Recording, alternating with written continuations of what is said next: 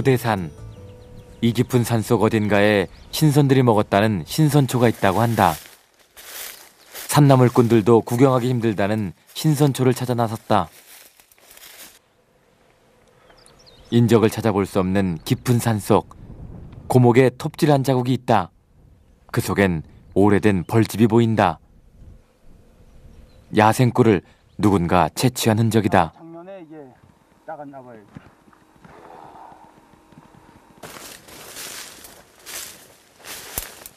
안개가 내려앉기 시작하는 해발 1200m 고산지대.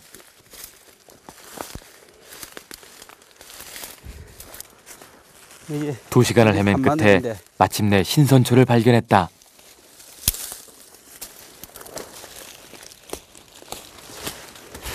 어휴, 여기 맨 그 밭에 깊고 높은 산이 아니면 볼 수 없는 희귀한 나물이다. 옛날에 선인들이 산주에 와가지고 이 먹을 게 없으니까 이걸 가지고 마늘 대용으로 뜯어서 드시고 해서 하도 좋다 해서 스님들이 신선초라고 이걸 이름을 붙여놓은 거예요. 신선초의 학명은 산마늘. 해발 1000m 이상의 고산에서 자생하는데 산림청이 지정한 보호대상 19호의 귀한 나물이다. 산마늘은 잎에서 마늘처럼 매운맛이 나는데 뿌리는 마늘보다는 오히려 파를 닮았다.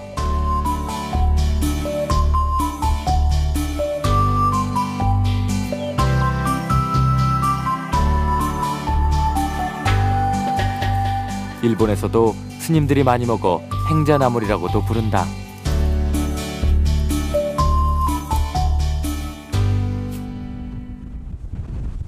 식물자원의 보고 울릉도.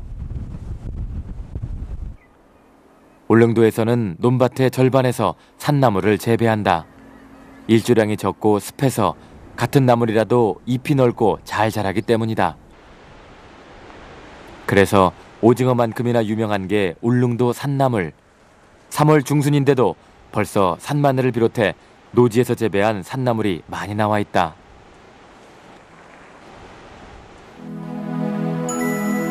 나리분지의 한 계곡.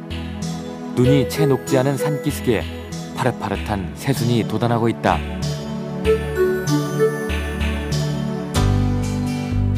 눈 속에서도 싹을 내미는 산마늘. 양진역에선 이미 산비탈을 가득 덮은 이 산마늘을 여기서는 명이라고도 부른다. 그 당시에 태풍왕 불어보면 울릉도 바람이 세가 태풍왕 불어보면 먹을 게 없었어요. 그래가 이걸 산에가 이거를 삶아가지고 이거 밥 삼아 먹는 거죠. 그래가 이제 명을 있었다 해가 명이라고 울릉도에서는 이제 이름을 지어졌는 거죠.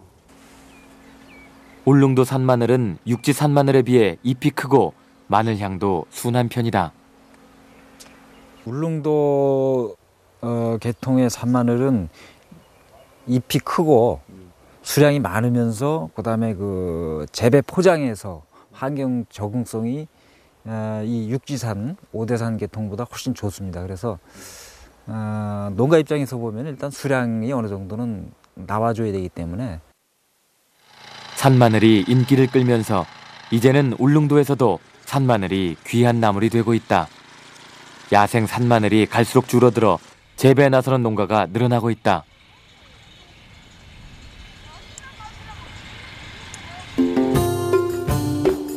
산마늘은 순한 마늘 맛에 상큼한 향기까지 갖추어 장아찌용으로 어울리는 나물이다.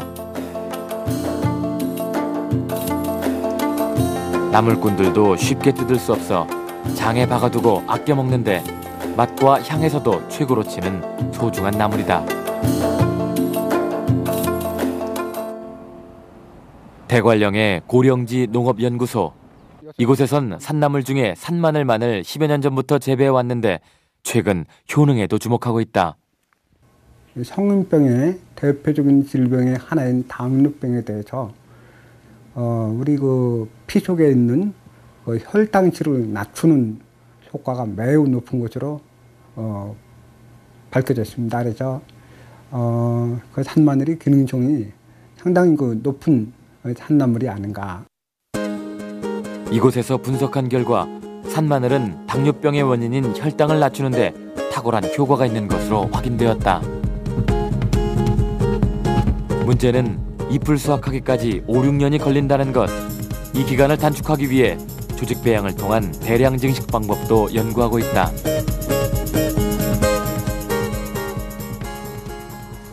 육지에서도 산마늘을 재배하는 농가가 점점 늘고 있다. 산마늘의 매혹적인 맛과 효능이라면 경쟁력이 있다고 믿기 때문이다.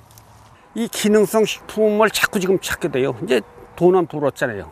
오래 살고 싶지, 즐기고 이러니까 이제 그런 걸 찾을 수밖에 없어요. 5월 하순, 방태산의 봄이 절정으로 치닫고 있다. 봄을 열었던 얼레지는 이미 씨앗을 맺었고 그 뒤를 이어 작은 야생화들이 다투어 피어나고 있다.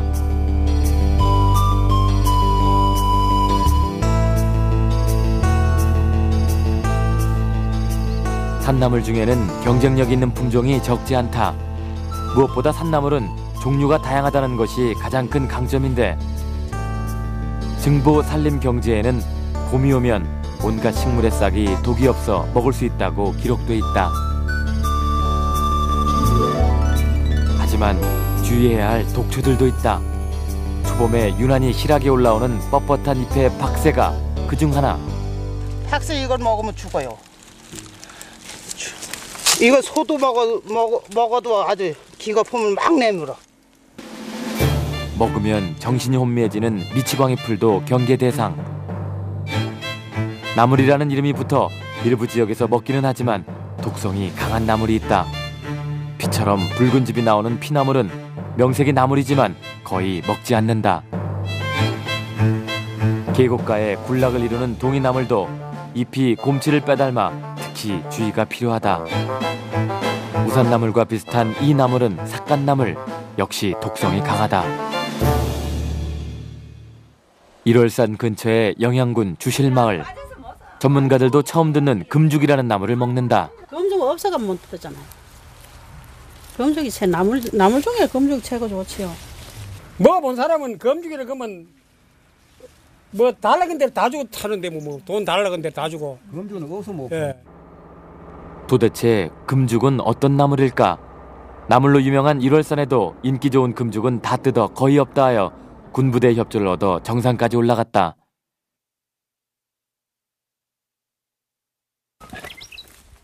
정상 부근은 군인들이 출입을 통제한 덕분에 나물의 생태가 잘 보존돼 있었다.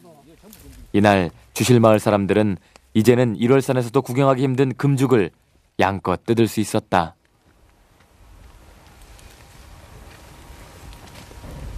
아, 여 나물 참 생전 처음 여 해볼 때. 여 안 오면 이래 나물 뭐해요? 없어 그만. 바로 이 나물이 주실마을 사람들이 돈 주고도 못 산다는 금죽이다. 그런데 자세히 살펴보니 잎이 모이는 지점에 붉은 빛이 감도는 것이 놀랍게도 독초로 분류돼 다른 지역에서는 건드리지도 않는다는 개당귀였다. 태백산감 이거는 개당구로 그래. 개당구 이거 못 먹다 그래. 그거 사람 이거 하나도 안 뜯어요. 그래 안 뜨는데 여기 영양 사람이 알고 그거 가가지고 다 뜯어보니까 그만. 개당귀와는 달리 향긋한 맛이 특징인 참당귀는 한 번 먹으면 입안에 화한 맛이 온종일 간다는 나물인데 뿌리는 귀한 한약재다. 참당귀는 새 잎이 붙어있지만 개당귀는 잎자로부터 갈라져 있다. 또 참당귀 줄기는 깨끗한 편인데 개당귀 줄기에는 자주색 반점이 있고 가지가 갈라지는 곳에도 붉은 반점이 있는 것이 특징이다. 이거 먹으면 개당귀 먹으면 큰일 나요. 이건 독재. 이 참당귀 모두 상관없다. 개당귀 뿌리는 맹독성이라서 특히 조심해야 한다. 이처럼 독성이 강한 식물을 먹어도 탈이 없는 것일까? 주실마을에는 이 위험한 나물을 안전하게 먹는 나름대로의 방법이 전해져 내려온다. 먼저 금죽을 엮어 통풍이 잘 되는 그늘에서 깨끗하게 말린다.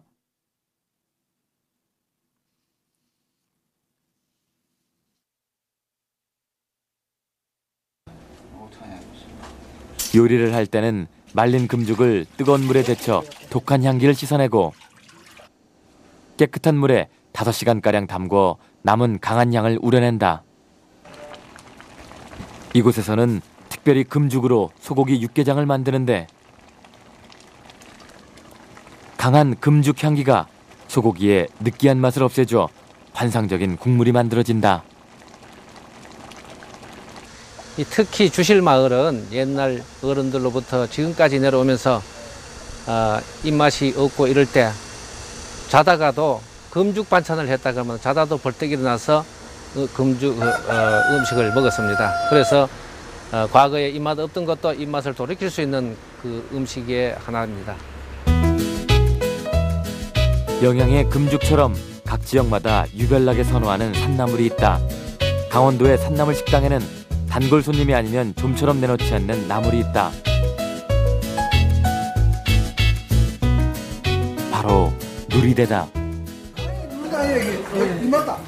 이게 맞지? 누리대 맞지? 야, 이게 진짜다. 이게 누리대잖아. 저 누리대가 약한 사람 못 먹어. 남자 누리대 저거 못 먹어. 이게 저 노래기 맛 그런 데. 예, 나요.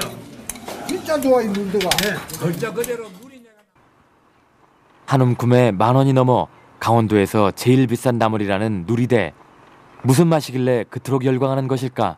이걸 이렇게 뜯으면 다 드셔보세요. 저. 아니 나는 안 먹어. 나는 마늘 먹던 놈이 뭐. 이건 멧돼지도 안 파먹고 뭐 3만 원 하거나. 한 입 베어물자 싸한 노린내가 코를 찌른다. 무슨 맛이라고 해야 돼요? 빈대 냄새. 노래 냄새가 나잖아요. 근데 사람들이 왜 좋아하죠 이거? 소화가 잘 되고 입맛이 돌아오거든. 누리대는 높은 산이 아니면 찾기 어려운 귀한 산나물이다. 서양 채소 샐러리의 맛과 향을 연상시키는 누리대의 학명은 누룩치. 뿌리는 맹독성으로 먹으면 즉사한다. 처음 먹는 사람은 싸한 노린대에 질겁하지만 맛을 들이면 그 맛에 중독돼 자꾸 찾게 된다. 이거 처음에는 이거 못 드세요. 이게 서울 분들도 저희 집에 처음에 올 때는 이거를 못 드세요. 지금은 오면은 이때 되면 꼭 오세요. 고추장에다 이렇게 묻혀서 먹으면은 아주 맛이 있는데 조금 몇 번 드시면은 이걸 맹걸로 드셔야지만 향을 알 수가 있는 겁니다. 가장 열렬한 누리대의 호칭은 영동 지방의 농부들이었다. 모내기 새참에 누리대가 빠지면 일꾼들을 부릴 수 없었다는데 모내기 중인 한 농부에게 준비해간 누리대를 무작정 권해봤다. 맛있어요? 진짜 누리대네. 진짜 누리대. 야 누리대 한번 먹어봐. 예? 누리대 냄새가 난다 진짜로야. 아니 이걸 어디서 피해? 진짜요. 진짜라. 야 진짜야. 진짜 이거 우리 참 몇 년 만에 처음 먹어봐 이거. 이거. 그렇게 귀해요? 예. 엄청 귀해요. 요즘은 돈 주고도 구하기 힘든 것이 이 누리대라고 한다. 진짜 맛있다. 옛날 그냥. 그지? 입속은 장도 찢어 먹자. 장도 찢으면 이거 되게 맛있어요. 젊은 아들까지 가세. 누리대 한 단이 금방 바닥났다. 귀한 거로 이거 우리가 다 먹어도 되나? 그래. 그래 이제 소화가 잘 되고 이제 엎드려서 일하니까. 왜 이거? 근데는 뭐 소화제도 없고 약도 없고 이러니까 순 이런 거 가지고 이제 소화시킨 거예요. 그것도 좀 잘 사는 사람들이나 이런 걸 했지. 못 사는 사람들은 이거 엄두도 못 내고 그냥 김치장 뭐 이렇게 해서 먹었지. 누리대를 장에 담그는 것은 귀한 나물인 만큼 오래 두고 즐기기 위해서다.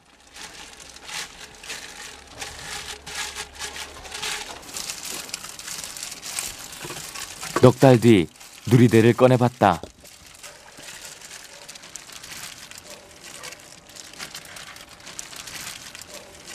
강한 향의 누리대가 고추장 속에서 숙성돼 누구나 먹을 수 있게 맛깔스럽게 변해 있었다.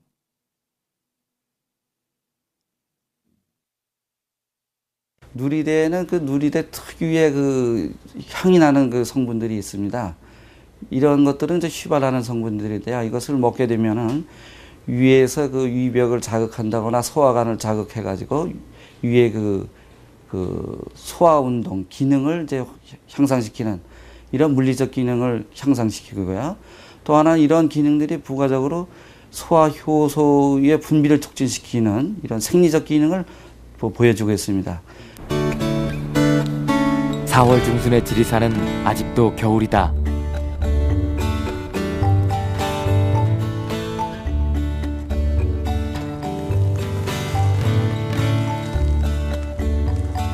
지리산 기슭의 고사리밭에 쌀학눈이 내렸다. 오늘은 첫 고사리 수확날. 꽃샘 추위 속에 고사리를 따는 손놀림이 분주하다.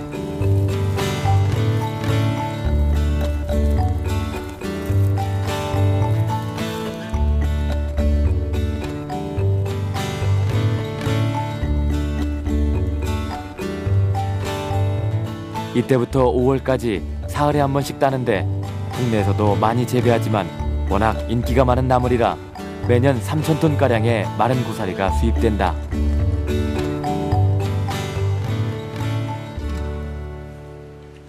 보세요. 예로부터 고사리는 날 것으로 먹지 않고 20-30분 동안 푹 삶아 우려서 먹어왔다. 고사리에는 독성이 있지만 물에 잘 녹아 삶는 과정에서 거의 사라진다. 그런데 아직까지도 고사리를 둘러싼 몇 가지 오해가 있다. 정력이 떨어진다든지 암에 걸린다든지 하는 속설이 그것이다. 생고사리에는 소나 말에게 암을 일으키는 부타킬로사이드란 독성 물질이 있지만 수용성이기 때문에 삶고 말린 것을 다시 불리는 과정에서 다 빠져버린다. 또 각기병을 일으키는 티아미나아제란 효소가 있지만 푹 끓이면 파괴되기 때문에 전혀 문제가 없다. 고사리를 예로부터 생으로 먹지 않는 이유가 바로 이것이다.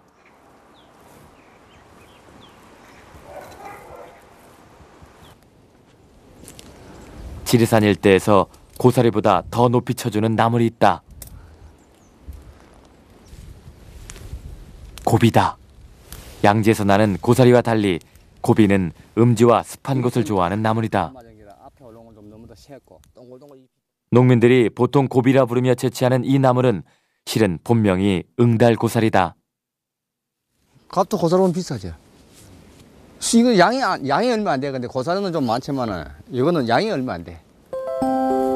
보통 참고비라고 불리는 고비는 응달고사리보다 더 크고 줄기가 맨질맨질한 것이 특징인데 쫄깃하게 씹히는 맛이 소고기에 비할 바가 아니다. 응달고사리에는 비늘이라 부르는 껍질이 있어 삶은 후 잘 씻어 말려야 한다. 이렇게 해서 말리면 고사리와 같이 무게가 10분의 1로 줄어드는데 저장성이 뛰어나 두고두고 먹을 수 있다. 이래갖고 손님들 와서 볶아주면 막 더더라고. 그래 이제 먹다 나면 자기들이 싸가지고 하는 기라 맛있다고.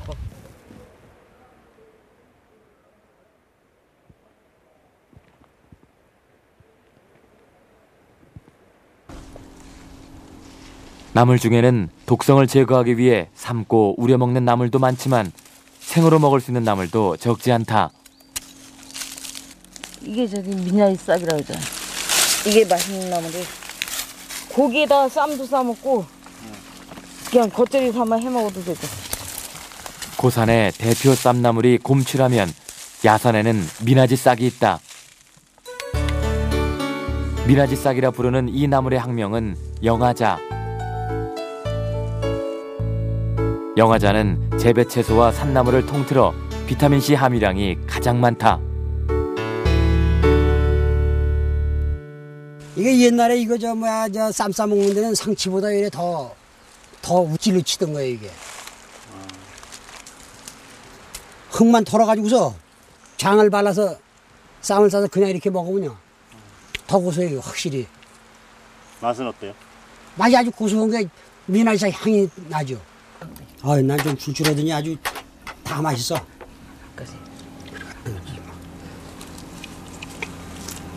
기가 막혀, 기가 막혀. 영하자는 고소한 맛에 상큼한 산나물 향기까지 느낄 수 있어 재배 쌈채 맛에 비할 바가 아니다. 영하자 외에도 산나물 중에는 모시대 등 쌈나물로 경쟁력 있는 나물들이 즐비하다. 더덕과 비슷한 잔대뿌리다. 딱주라고도 불리는 잔대싹도 생으로 먹으면 고소하다. 한방에서 창출, 백출로 불리는 삽주뿌리다. 삽주싹도 생으로 먹으면 상큼한 맛이 일품인 산나물이다.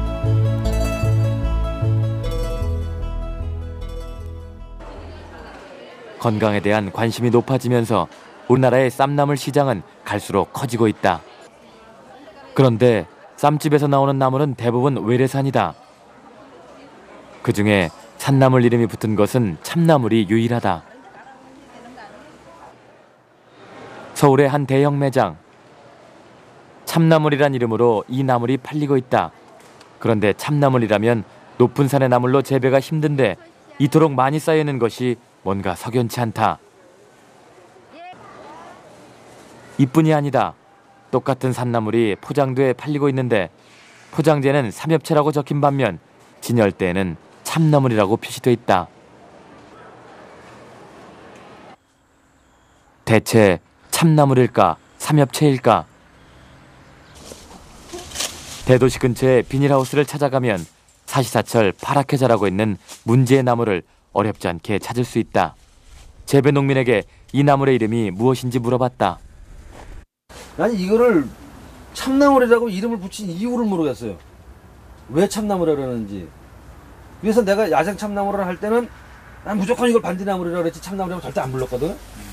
근데 이게 어디서 참나물이라는 이름이 생겼는지 지금도 이게 원래는 조사해보면 참나물이라고 안 나와 있어요. 이게 삼엽채 무슨 반디나물 뭐 파도덕나물 이렇게 나와 있는데 강원도 평창의 한 산. 계곡에 문제의 나물이 자생하고 있었다. 이 나물의 우리 이름은 파드득나물. 일본에서는 미츠바라 부르는데 한자로 쓰면 삼엽채가 된다. 이른바 재배 참나물은 바로 일본산 삼엽채 씨앗을 수입해 키운 나물이다. 그런데 왜 이 나물을 참나물이라고 부르는 것일까? 삼엽채와 참나물은 잎의 모양부터 확실히 차이가 난다. 참나물은 해발 1000m 이상의 고산에서 자생하는데 맛이 향긋해 산나물 중 최고로 손꼽힌다. 맛과 향이 삼엽채와 비교할 수 없을 만큼 뛰어나다. 어느 음식점에 가도 이게 항상 나와요, 반찬으로. 물론 생으로도 먹지만 식당에 가서 새파란 반찬 보이는 건 이거에 다. 그 향이 좋다고 먹는데 처음 먹어보는 사람은 이게 독하다고 더. 야생 참나물보다. 근데 야생 참나물은 그거 아주 향긋하면서 그 단맛이 나잖아요, 그게. 그러니까 그 야생 참나물 먹어본 사람은 그거 먹지 이거 안 먹는다고. 그런데 왜 참나물을 기르지 않고 삼엽채를 재배하는 것일까?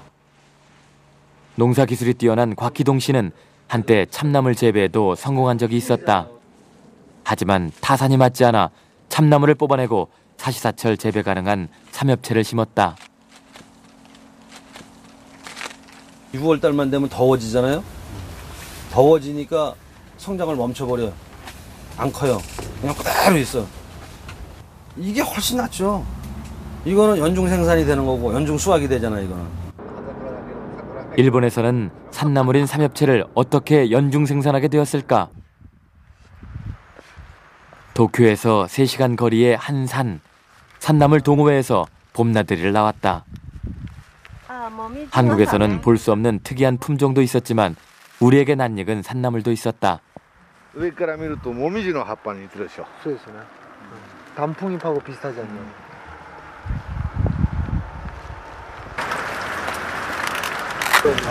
무쳐 먹는 우리와는 달리 튀겨 먹는 모습이 이채롭다. 일본에서도 옛부터 산나물을 먹어왔지만 우리만큼 많이 먹지는 않는다고 한다. 揚げたて食ってください。最高。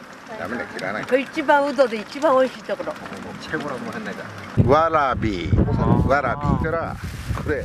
이곳에서 채취한 삼엽채다. 이것이 바로 일본에서도 산나물 중 유일하게 재배에 성공한 품종이다. 도쿄 인근의 삼엽채 재배 농장.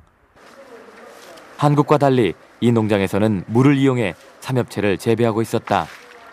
산나물 재배 현장치고는 믿기지 않을 정도로 현대적인 시설과 규모를 보여주고 있다.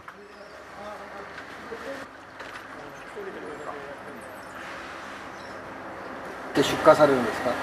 これ一場所ね、13回から14回ぐらい、13回半ぐらいは取れる。 연중 13, 4회 수확의 비결은 자동화다. 스폰지에 미츠바시를 뿌리고 있다. 모종이 어느 정도 자라면 스티로폼에 옮겨 심는다. 조금 더 자라면 구멍이 더 큰 판에 옮겨 심는다. 이런 상태로 물 위에 띄워 재배하는 것이다. 일본에서도 삼엽채 재배로 최대 규모라는 이 농장은 모든 과정이 컴퓨터에 의해 통제된다.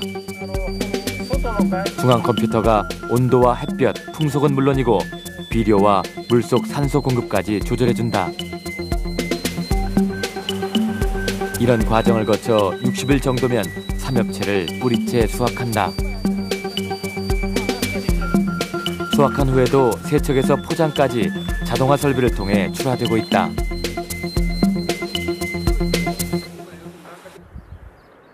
삼엽채 씨를 생산하는 종묘회사 연구농장.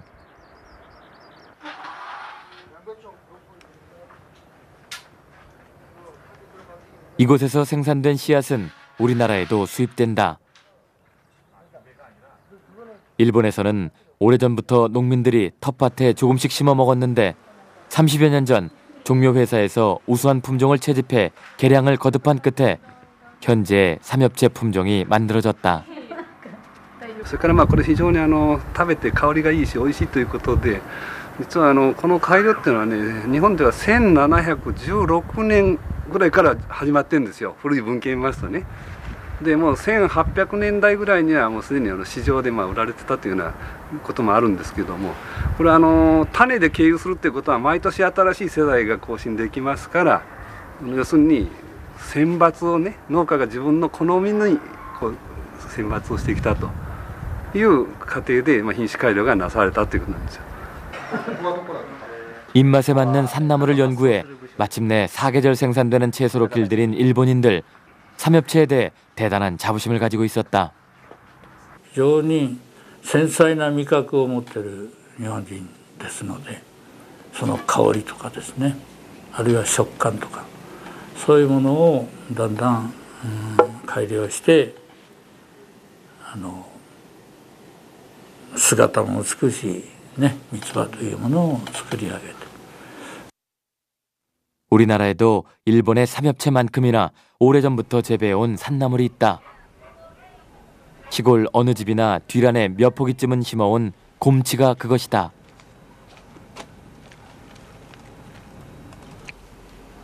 만산고택의 안주인도 시집와서 처음 먹은 음식이 곰치였다고 한다. 그냥 오니까는 저녁에 저녁상에 이게 올라와 있더라고. 그러니까 난 처음 봤거든요.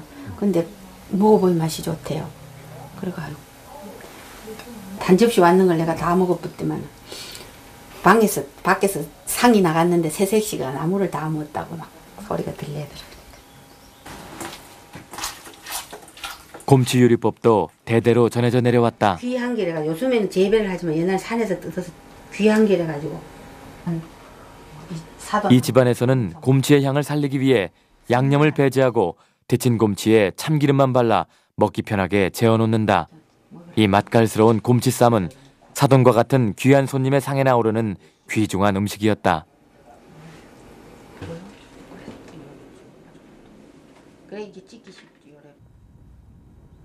3월 중순 경상북도 청송군에 때늦은 눈이 내렸다. 바깥에서는 동장군이 기승을 부리는데 비닐하우스에서는 곰치를 수확하고 있다. 강원도와 경북 북부지방에서는 20여 년 전부터 곰치를 재배해왔다. 곰치는 주로 유기농법으로 재배된다. 맑은 자연에서 살아온 녀석이라 성장기에 비료나 농약을 치면 말라 죽기 때문이다. 곰치의 특징은 분화가 심해 변종이 많다는 것. 대관령의 한 목장. 마른 계곡마다 곰치가 자생하고 있다. 우리나라에서 자생하는 곰치 중 가장 큰 품종이라는 한대리 곰치, 일명 넘치다. 곰치는 남쪽으로 갈수록 크기가 작아지는데 남쪽 지방에서 나는 잎이 작은 곰치를 그 지역에선 곤달비라 부른다.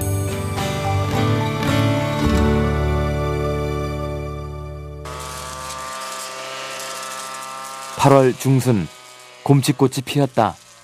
재배농민 원종근 씨가 꽃대를 잘라내고 있다. 씨보다 뿌리로 번식시키는 것이 효율적이기 때문에 필요 없는 꽃대를 잘라내 뿌리를 튼튼히 키우려는 것이다. 일반적으로 둔내곰치라 부르는 이 곰치는 시장의 반응이 가장 좋은 품종 중 하나다. 그렇다면 학명은 무엇일까? 식물학자 현진호 박사와 동행했다.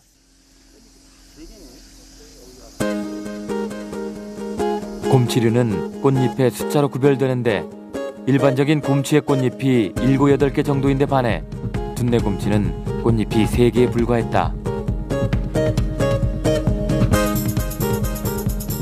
현진호 박사는 이 곰치를 어리곤달비로 추정했다.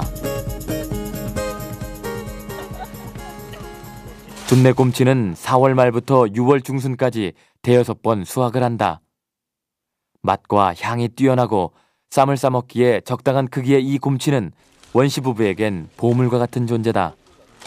현재 4,000평의 밭에서 곰치를 기르고 있는데 출발은 25년 전 단 한 포기를 기르면서 시작됐다. 1980년 부인 박 씨가 이웃집에서 곰치를 처음 먹어보고 그 맛에 반했기 때문.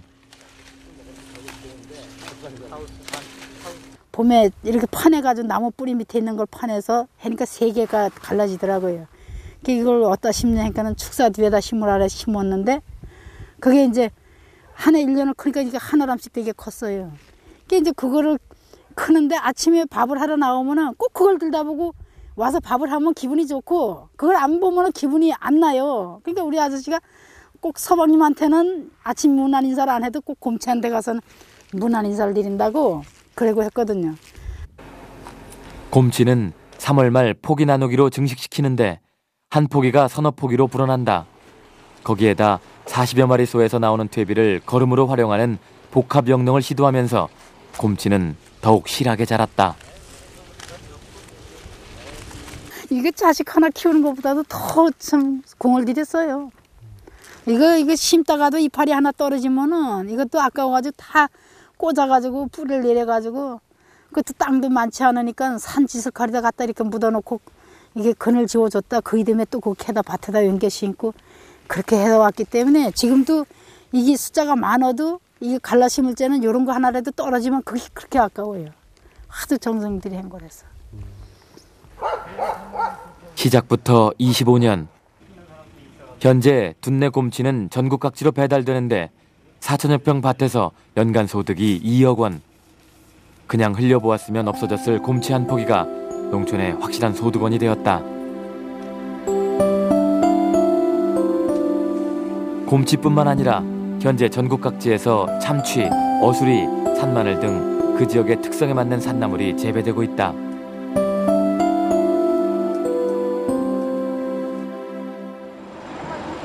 봄 향기가 물씬 풍기는 정선 5일장.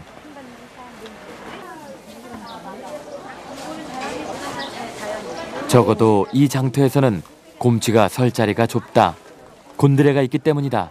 1,000원 깎는 게 1,000원. 저건 뭐예요? 과거에는 정선시장에서도 참치, 곰치가 봄나물의 주인공이었지만 5, 6년 전부터 곤드레가 그 자리를 물려받았다.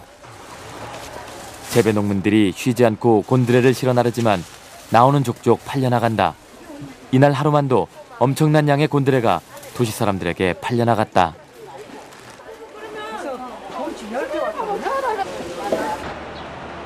정선의 곤드레 열풍은 한 식당에서부터 시작되었다. 5일마다 돌아오는 장날이면 전국 각지에서 관광객이 몰려와 식당 신발장은 빈 곳을 찾기 힘들다. 모두 곤드레밥을 먹으러 온 사람들이다. 쌀 위에 곤드레 나무를 얹어 지은 밥이 곤드레밥이다. 양념장으로 비벼 먹으면 향긋한 나물향이 어우러져 입안에서 설설 녹을 지경이다. 곤드레밥을 개발한 사람은 주인 이금자 씨. 11년 전 하숙생들에게 해주다가 반응이 좋아 아예 밥집을 열었다. 그때마다 하숙비가 6만 원이 됐어요. 한 달에. 그렇게 하는데 그분들을 내가 직접 한치 뒷산에 가서 나물 뜯어다가 밥을 해드렸지. 저희 손님 저녁 식사를 이제 대접을 하니까 우리 손님 중에 어느 한 분이 사모님 이제 밥 장사 이거 하지 말고 나물밥 장사를 한번 시작해보세요. 그렇게 용기를 주시더라고. 원래 곤드레밥은 40-50년 전까지 춘궁기에 많이 먹었던 음식이다. 살만해지면서 외면당하다가 동네 할머니의 추억담을 귀담아 들은 이 씨에 의해 재현된 것이다. 곤드레는 전국의 산에서 자생하는 나물이다. 학명은 고려 엉겅퀴인데 정선 지역에서 특히 많이 먹어왔다. 서민들의 애완이 서린 나물로 아리랑의 가사에도 곤드레가 등장한다. 한치 뒷산에 곤드레 딱죽이 임에 만만 같다며. 곤드레는 산나물 특유의 향이 약해 나물밥을 해먹기에 적당하다. 최근 수요가 폭증하면서 곤드레를 재배하는 농가가 늘고 있다. 곤드레 딱죽이는 내가 뜯어주니. 자, 어떻게 하면 못 먹었어요, 옛날에. 그래 나물밥을 해 먹은 거. 특히 흉년이 든 이듬해 봄에는 온 가족이 곤드레 의지에 목숨을 부지했던 눈물겨운 사연이 깃든 나물이기도 했다. 아리랑 아리랑 아라리요. 부항이 안 나요. 저 쌀을 안 넣어도. 그래서 이제 좋다라는 게 옛날 그 흉년에 맨 그것만 이제 옛날에 뭐 흉년에는 그 장도 그리 없잖아요. 그러니까 이제 소금 좀 넣고 이렇게 이제 나물을 삶아가지고 그걸만 먹어도 사람이 부항이 안 나, 붓지를 않아요. 곤드레 나물밥은 현재 정선을 벗어나 강원도 일대에서 인기 있는 음식이 되었다. 죽지 못해 먹었던 산나물이 웰빙 식품으로 화려하게 부활한 것이다. 이래 되는 게 좋을 것 같은데. 단오를 앞두고 산골 마을에서 취나물로 떡을 만들고 있다. 떡치는 날은 시골 동네의 잔칫날이다. 벌써 앞에서 나가도 괜찮아. 볼판에만 쳐. 그래서 싸. 옷 다 버린다 떡 튀면. 옷 다 버리지요. 강원도 산골 사람들은 단오 무렵이면 취떡을 해먹는데 그 맛이 쑥떡에 비할 바 아니다.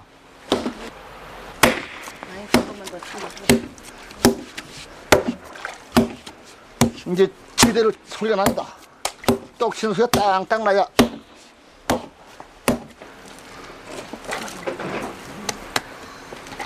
아이고 허덕허덕 하는데요. 취떡에 사용하는 취나물은 따로 있다. 바로 수리취다. 일명 떡취라고도 하는데 잎의 뒷면이 하얀 것이 특징이다.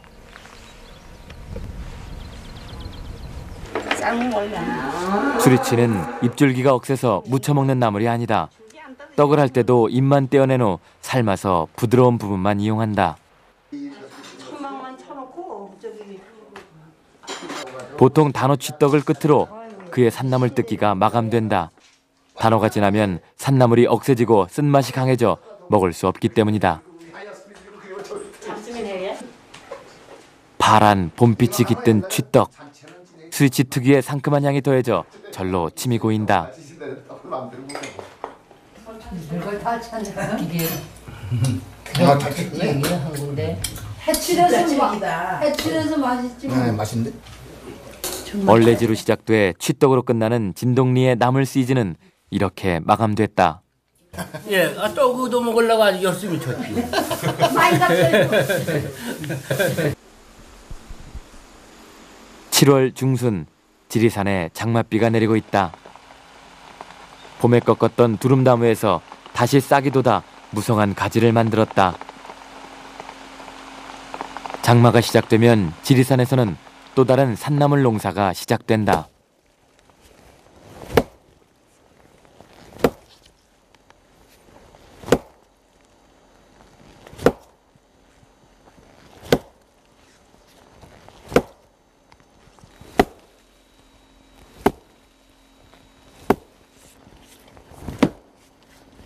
비를 맞으며 해머로 죽은 나무를 때리는 이 사람은 함양의 산나물꾼 박영문 씨. 어릴 적부터 동네 어른들이 해오던 것을 배운 것이다. 이 한마로 나무를 뚜드려 패면은 이 나무 전체가 울려가지고 거기서 이제 포자가 번성돼가지고 표가 피는 거야. 이렇게 꼭 비 오는 날 이렇게 때리러 다니셔야 되는 거예요? 표고는 비 오는 날을 비 맞고 때려야 되지. 날 좋은 날은 때려다 포가 안 피고 물이 흠뻑 나무 자체가 젖어가지고 있는 상태에서 그래도 비를 와야 비를 맞고 나무를 두드려야 되지. 비 안 오면은 포 피는 게 적게 피더라고, 양이. 표고치기는 오랜 경험의 산물이다. 태풍이 불어 고목이 심하게 흔들린 해에는 표고가 많이 핀다는 데서 얻은 지리산 주변 사람들의 지혜다.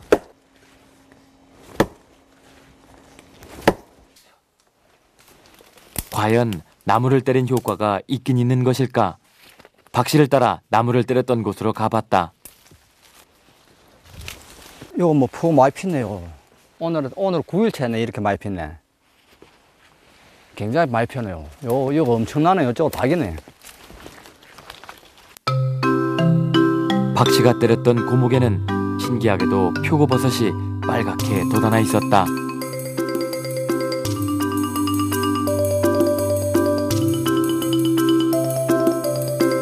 표고버섯은 때린 나무에만 집중적으로 피었다. 죽은 지 2, 3년 된 껍질이 붙은 나무를 때려야 효과가 있다고 한다. 희귀 8월 한 말부터 해가지고 9월 한 15일 그 사이나 20일 그 안쪽에 따는 포가 제일 두껍고 아주 맛도 좋은 기라. 많이 나는 해에는 두세 그루에서만 따도 배낭이 가득 찬다고 한다. 아, 그때는 기분이 좋지. 와서 보면 막 발그레 피어가지고 있는 거 보면은 마음부터가 진짜 참 좋아. 그렇게 비 맞고 와서 한 마리 두드려 놓고 와서 그 피었을 때 보면은 아, 과연 보람이 좀 있구나. 그걸 느낄 수 있지. 산은 인간이 노력한 딱 그 분량만큼의 행복을 돌려주고 있었다.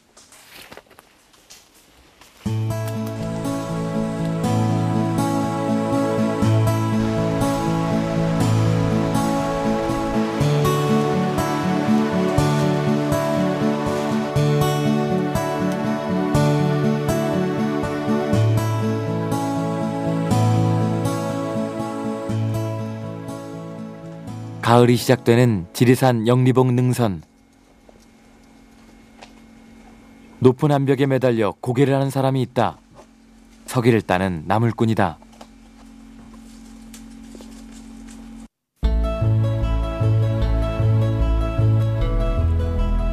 떡갈나무 줄기에는 노루궁뎅이 버섯이 예술적인 자태를 뽐내고 있다.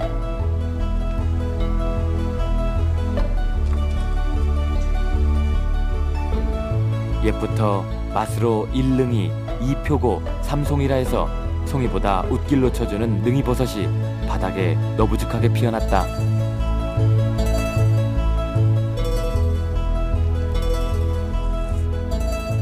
귀를 닮았다 해서 귀버섯이라고도 불리는 느타리버섯도 피어났다. 그래도 일반인들이 가장 솔깃해하는 버섯은 뭐니뭐니 해도 송이다. 가을빛 속에 탐스런 송이가 군락을 이뤄 피어났다.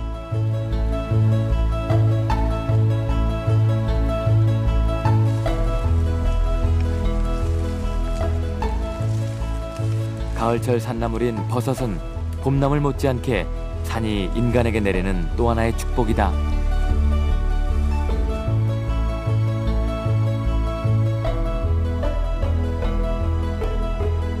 (11월에) 백두대간.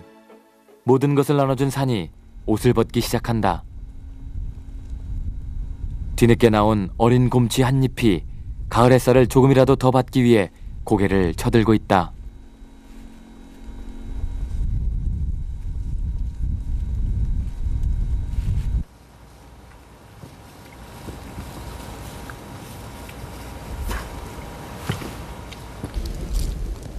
찬바람이 불면 또 다른 산나물의 계절이 시작된다.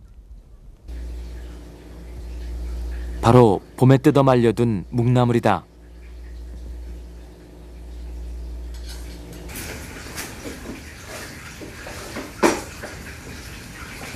김치에 질릴 쯤 이따금 밥상에 오르는 묵나물에는 봄철 산나물의 쌉쌀한 맛과 향기가 상당 부분 살아있어 입맛을 돋우는데 제격이다. 저장성이 뛰어난 묵나물은 특히 비빔밥 재료에는 최고로 손꼽힌다. 말리는 과정에서 비타민이 일부 손상될 뿐 나머지 영양소는 대부분 살아있어 맛과 영양을 겸비한 식품이 바로 묵나물이다.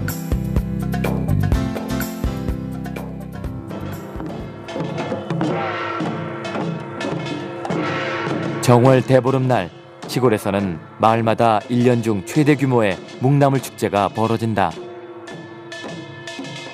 횡성군 둔내면 산채마을. 주민들이 참치와 곤드레, 개미치와 두릅 등 묵나물을 이용해 대보름 음식을 준비하고 있다.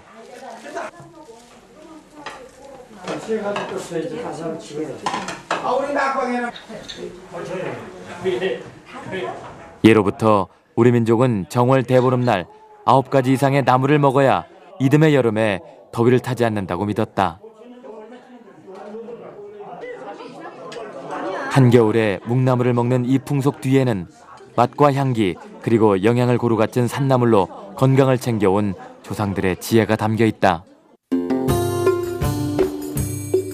다양한 맛과 상큼한 향기를 지닌 산나물. 그러나 산나물은 오랫동안 가난과 빈곤 그리고 추억 속의 음식 정도로 각인돼 왔다. 이제 산나물을 새로운 시각으로 보는 사람이 늘고 있다. 지난해 서울에서 열린 국제식품 전시회. 우리 민족의 지혜가 담긴 다양한 종류의 식품들이 전시되었다.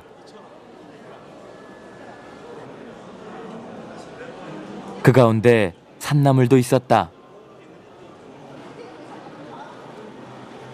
산마늘과 곰치, 더덕과 당귀 등 독특한 맛과 향을 자랑하는 나물들이 장아찌의 형태로 출품됐다.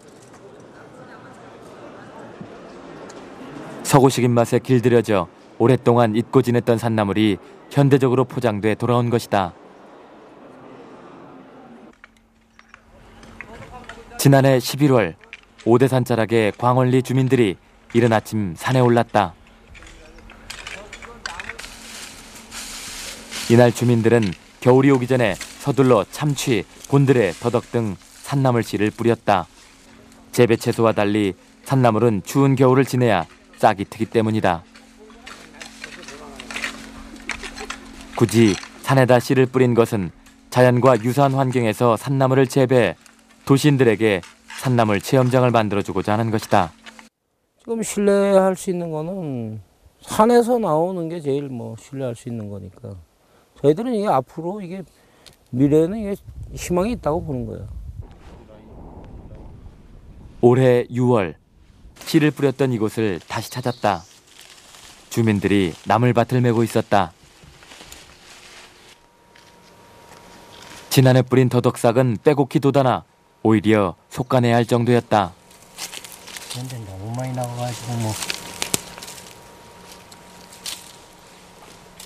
장마 때문에 다 나오겠죠. 그러나 다른 나물들은 봄이 끝나가는데도 겨우 싹을 틔우고 있었다. 이게 이제 미리 나와 큰 거고, 이제 이런 거 이제 나오는 거고. 눈 떴잖아요. 이제 나오려고. 빠르면 빠를수록 우대받는 시대에 느릿느릿 대자연의 길을 받아 싹을 틔우는 산나물.